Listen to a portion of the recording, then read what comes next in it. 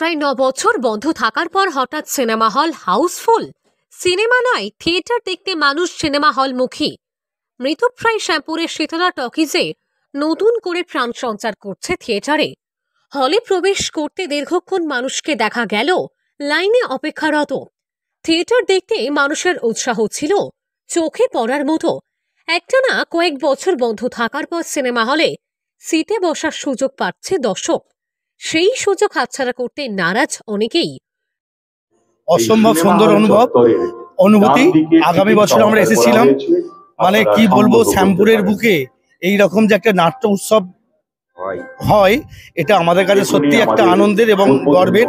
তার কারণ আমাদের এখান থেকে গিয়ে কলকাতায় নাটক দেখা সম্ভব হয়ে ওঠে না, কিন্তু এই যে যারা এইটাকে অ্যারেঞ্জমেন্ট করেছে তার জন্য অত্যন্ত তাদের ধন্যবাদ জানাই।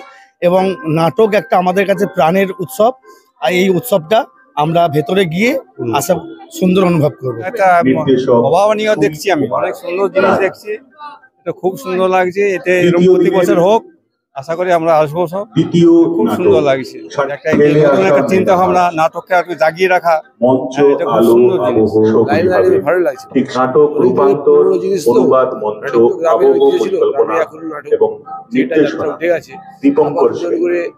শুরু হয়েছে গ্রামের মধ্যে, ভালো লাগছে।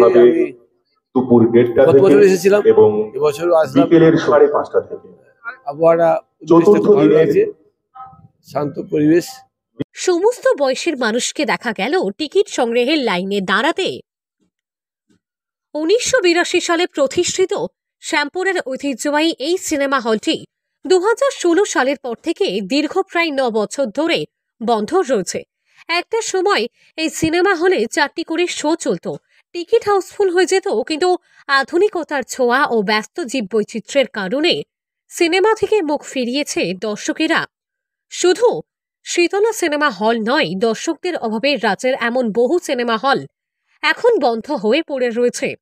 আর এবার সেই সিনেমা হলে নতুন করে প্রাণ প্রতিষ্ঠা করতে উদ্যোগী হয়েছে শ্যামপুরের একদল সংস্কৃতি মনস্ক মানুষ।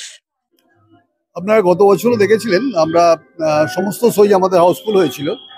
এবং এতদিন যে আমরা একটা ভাবছিলাম যে মোবাইল এবং ডিজিটাল মিডিয়া সমস্ত আকর্ষণ তারা টেনে নিচ্ছিল, তা নয়। সুস্থ সংস্কৃতি বেঁচে থাকবে এবং তাদের উদ্দেশ্য, সেই জন্যই এখানে আমরা নাট্যোৎসব করছি। এবং যেভাবে আমরা সাড়া পাচ্ছি সেটা একটা অভূত। এবং এইরকম একটা গ্রামীণ এলাকায় যেভাবে আপনারা দেখছেন যে দর্শকের ঢল নেমেছে, বলা যায় আজকের তো হাউসফুল, এবং আরো দুটো নাটক অলরেডি হাউসফুল হয়ে গেছে। এবং আমাদের কলকাতা থেকে বা বাংলা থিয়েটার থেকে ন্যাশনালি সিলেক্টেড থিয়েটার, যেটা আমরা শ্যামপুরে বসে দেখতে পাচ্ছি, এটা রীতিমতো গর্বের। তো আমি আমন্ত্রণ জানাবো যাতে আমরা সবাই মিলে একসাথে এসে নাটকগুলো দেখতে পারি। কলকাতা নাটক মানে বাংলার নাট্য জগতে কতগুলো ল্যান্ডমার্ক নাটক আমরা দেখতে পাবো, যেরকম ফেরারি পৌঁছ, রোমিও এবং জুলিয়েট, তারপর ছায়াপথের শেষে, আক্ষরিকের কথা তো বললাম। তো সবাই আসুন, আমরা একসাথে নাটকটা উপভোগ করতে চাই। হাওড়া জেলার একেবারে শেষ তথা দক্ষিণ প্রান্তে অবস্থিত শ্যামপুরে অনুষ্ঠিত হচ্ছে নাট্যোৎসব।